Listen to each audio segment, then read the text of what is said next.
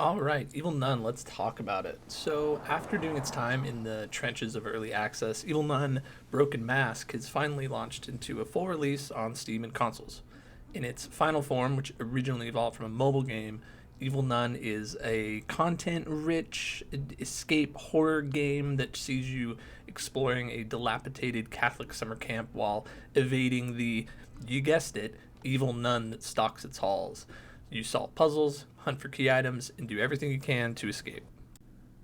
The setup is pretty paint by numbers when it comes to the escape horror subgenre of indie horror, and Evil Nun really makes no efforts to deviate from that, and that's like not inherently a bad thing. We'll talk about that more later, but it plays with a similar flow to like the popular Granny series where you tentatively explore this giant summer camp searching for clues to aid in your escape while always ducking into cover whenever you see Sister Madeline approach, the evil nun in question who has a beam of red light coming out of her eyes to give you a chance to escape before you're spotted.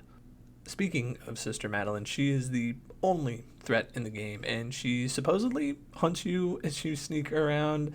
You're made immediately familiar with her as the game begins at a hard sprint, dropping you directly into the building with Sister Madeline sort of already hunting you. There isn't anything in the way of tone setting or build up here, you just get straight to escape.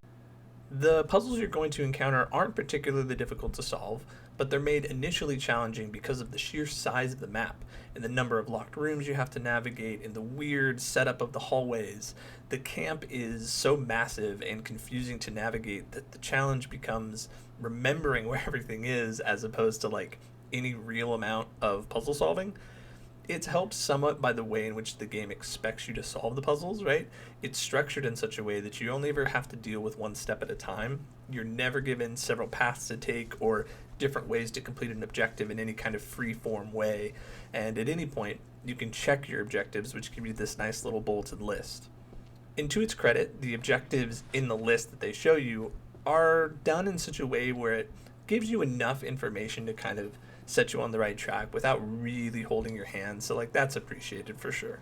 So, after your first easy enough escape from the summer camp, during the credits, you're given like a nice little glimpse of a different way that you can escape. So, you start a new game, and now you have other options at your disposal, and you unlock new areas of the summer camp that you need to navigate through in order to like get this new ending, right? This is kind of the pattern, and as you progress, this can feel a little railroading. You're never given much autonomy to discover anything on your own. Rather, you just like follow the instructions on the screen and work through the steps to get these new endings. And the objectives are inventive enough that it stays pretty interesting. Like, one sees you trying to trick this other nun into opening up a laundry van that you can then hide in to escape, and another random objective sees you like using bird feed to like trick a chicken into pressing a button. So the things that you're doing are varied enough that the momentum remains pretty high throughout the game. However, it feels like while you're doing these different objectives and things are constantly changing around you, there is just like this rudimentary feel to the game that like I couldn't quite get around. Like, you interact with so many items around the camp, but it's usually just like pressing a button or flipping a switch or using like some simple physics thing to like open a door or ring a bell. Like, you can pick up items in the world, but they're exclusively used to be carted from one place to another for the like appropriate puzzle, or you can throw them for a distraction. There's no inventory system, there's no resource management, there's no creative puzzle solving to be found here.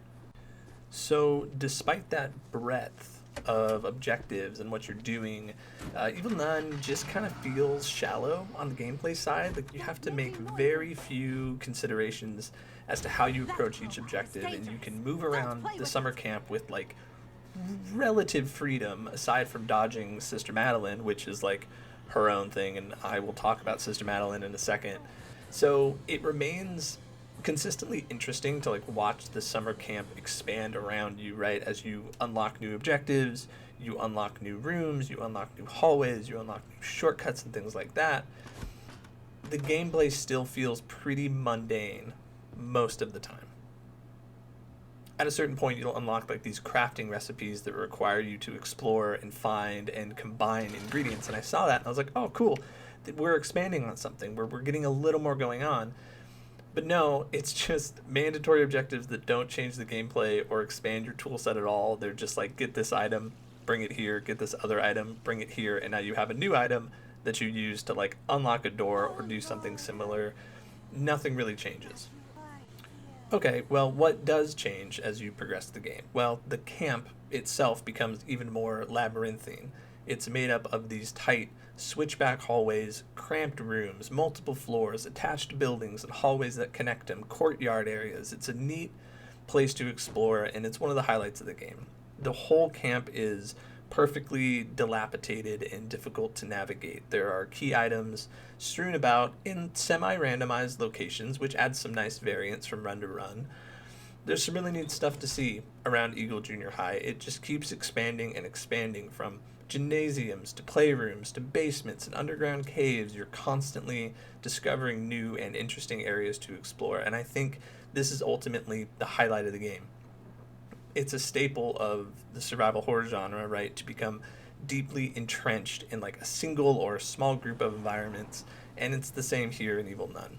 You'll become intimately familiar with the summer camp, and as you chase down the puzzles, you begin to build out this mental map of all of the shortcuts you've unlocked. It's awesome, and it speaks to like the soul of the genre, I think.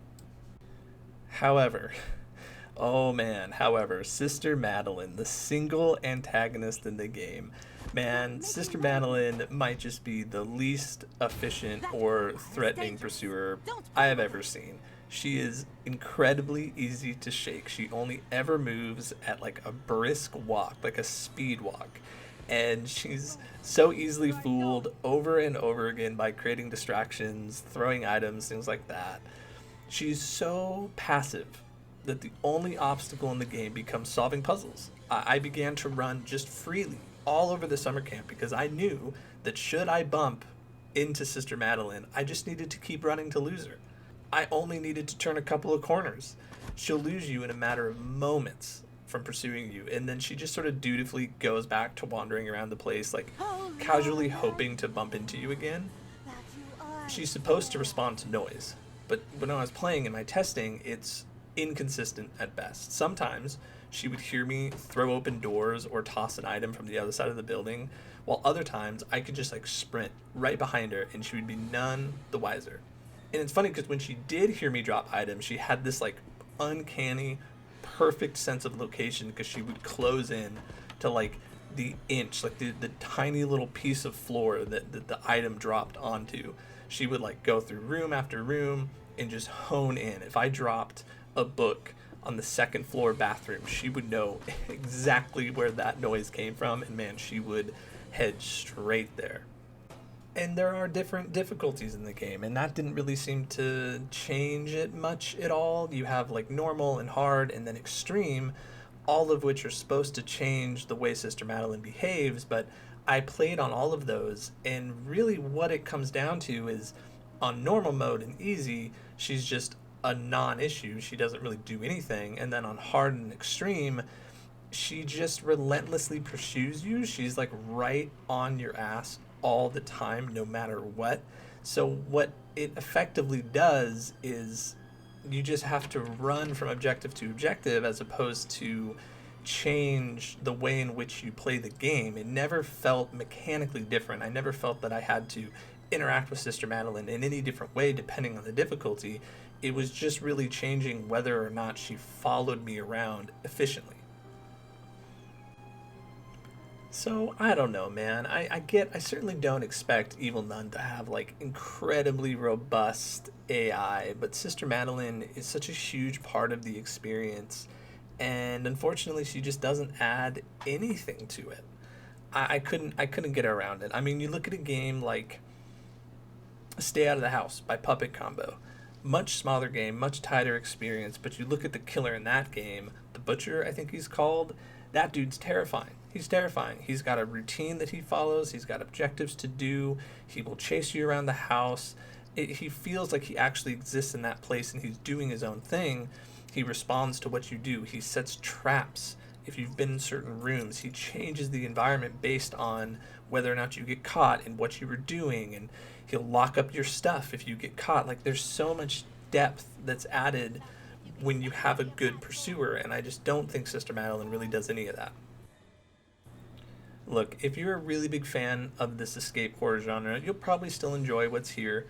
The summer camp itself is a treat to explore, and the puzzle solving is varied enough that it keeps you moving at a pretty good pace.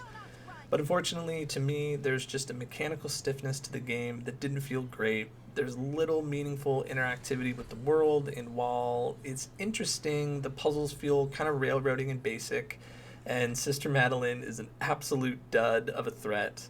And to round off a really underwhelming experience for me, I encountered so many crashes while playing that caused lost progress and really just put a damper on the whole experience. So that's it. That's Evil Nun Broken Mask. Thanks for watching if you made it this far. I wish this game hit me better, but they can't all be winners for me. So I appreciate it. See you in the next video. Take care.